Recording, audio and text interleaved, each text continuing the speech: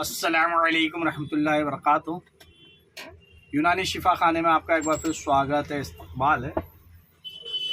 आज हम आपको एक बार फिर से जिन महिलाओं को महीना खुलकर नहीं आता है उनके बारे में जानकारी दे रहे हैं। अभी एक कोर्स बनाया था हमने एक महिला के लिए, ये देना है अभी, तो आपको बता देते हैं जिन महिलाओं को माहवारी खुलकर नहीं आती है, तकलीफ से आती है या वक्त से पहले आती है या लेट आती है, तो उन सभी महिलाओं के लिए देखिए, वीडियो को ज़्यादा लंबी नहीं करेंगे, हम आपको मुख्तसर से यानी कि छोटी सी वीडियो में बता देंगे और आपको बनी बनी दावा बता रहे हैं ताकि आप कहीं से भी लाकर इस्तेमाल कर सको। तो देखिए, शरबत मुदीर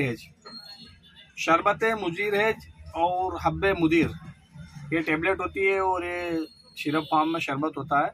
बहुत बढ़िया रिजल्ट आते हैं जिन महिलाओं को खुलकर माहवारी नहीं आती है उनके लिए।